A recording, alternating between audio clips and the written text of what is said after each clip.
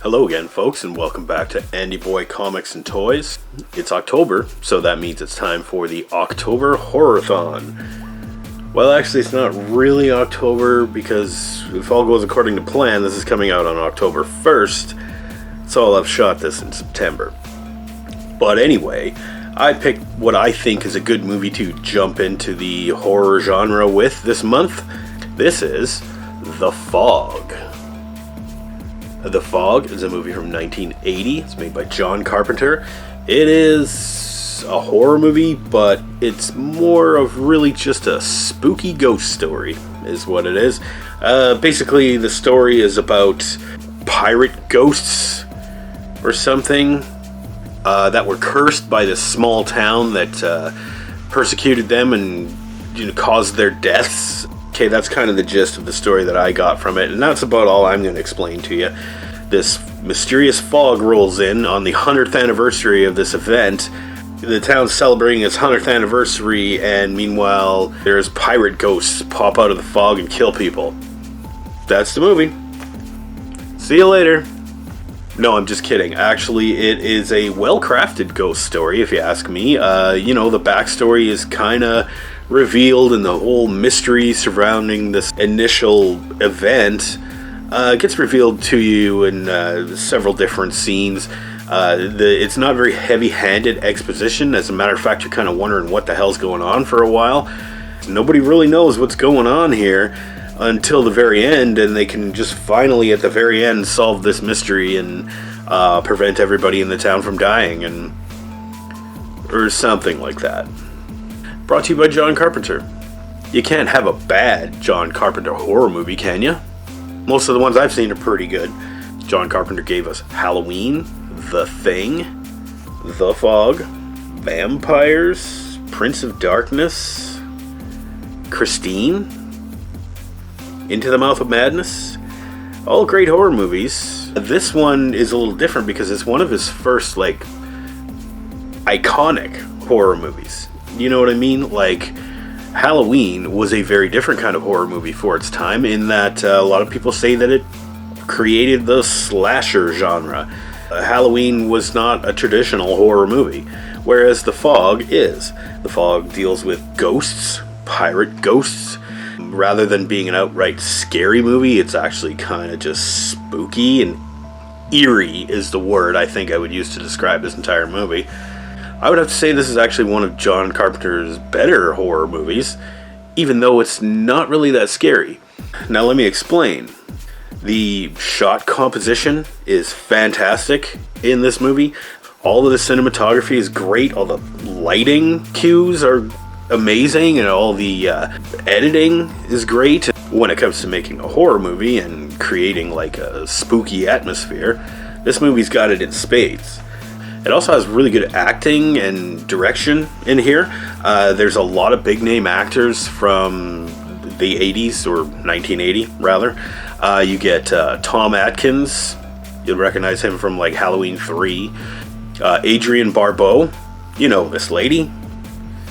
The boob lady, right? I mean, she was John Carpenter's girlfriend for a very long time. She was in An Escape from New York.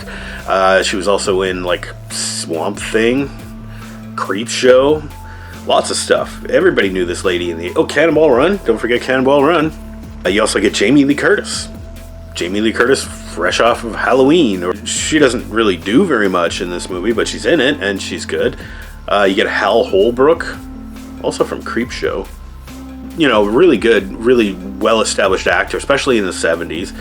And of course you get John Carpenter himself, gets a little cameo in the very beginning. I was like, is that John Carpenter? I wasn't sure, because his name doesn't actually appear in the credits, but that was him. The movie does a really good job of character building, even though we only get brief little snapshots of these characters. But it's interesting, the dialogue is interesting, and it seems natural and realistic. The characters themselves, there's not a lot to them, but you don't need a lot to them to tell this story. You just need to know a few little details. For instance, Adrienne Barbeau, who is kind of one of the lead characters in here. She's a radio DJ that owns the local lighthouse and broadcasts her radio station from said lighthouse. So she's also pulling double duty as the lighthouse keeper as well. But she has to watch like the entire town get covered in this fog, and you know, she's hearing reports of like horrible things happening and people getting murdered and stuff. And Tom Atkins, who I can't even figure out what his actual like occupation was in this movie. I know he owns a boat, or maybe he was a boat captain or something like that. I don't know, it doesn't really matter, because basically he's like, he picks up Jamie Lee Curtis, who's like a hitchhiker, and you know, he gets with her because it's, hey, this is 1980, man. Yeah, we don't know anything about her. I mean, it's hinted at that maybe she was like a rich girl that was just like a runaway or something. Hal Holbrook plays like the local priest, and his grandfather was one of the people that was actually involved in this initial cover-up of this intentional wrecking of this ship. They knew that this ship's captain had a whole bunch of gold, and he wanted to purchase some land far away from town to establish a leper colony because some of his crew had leprosy. But the town didn't like that, so what they did was they cooked up a plan to intentionally sink the ship and kill the lepers and grab their gold. Basically, the pirate rolls in, the pirate's ghost, if he is indeed a pirate, I don't know. The ship's captain's ghost and his crew roll into town, and they want to exact vengeance, and they have to recover their gold. And that's kind of the end of the movie, is pirates get their gold back, and the fog rolls away and all the ghosts are gone. And I think something like they killed like 6 people, which is a low body count for a horror movie. But anyway, it's a spooky, atmospheric ghost movie.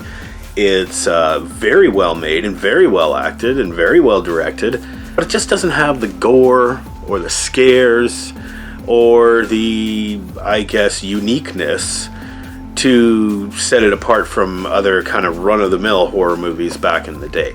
It doesn't mean it's a bad movie. It's a very good movie, but it just doesn't, it's no Halloween. Let's say that. You're going to get like the iconic John Carpenter musical score in there, which here it's kind of like spooky, like piano music. Very fitting for this like almost gothic horror kind of story. As a matter of fact, I mean, this movie's like, well, at this point it's like 43 years old, but it seems like it's a better made version of something that's like 75 years old. Like an old Universal horror movie or something. It's got that creepy atmosphere, but it updates it for a more modern audience, and it's in color. Yeah, the Fog was a pretty enjoyable experience. Overall, I think I'm going to give John Carpenter's The Fog, the 1981, not the remake, I'm going to give it a B, a solid B. This is a solid horror movie. I mean, it's not going to scare the crap out of you, but it is going to creep you out a little bit, and there's some stuff that's going to seem pretty cheesy, and it's going to be like, whoa, that was pretty 80s, but there's iconic stuff that happens in it. There's memorable scenes, very good acting, like I said, and it's just a very nice movie to look at and to listen to. Sound design is all good and all that stuff. All that adds up to a B movie, I guess. Not that kind of B movie. So until our next horror movie review here on the October Horror-thon, stay safe out there, everybody. Watch out for the fog, and have a good one.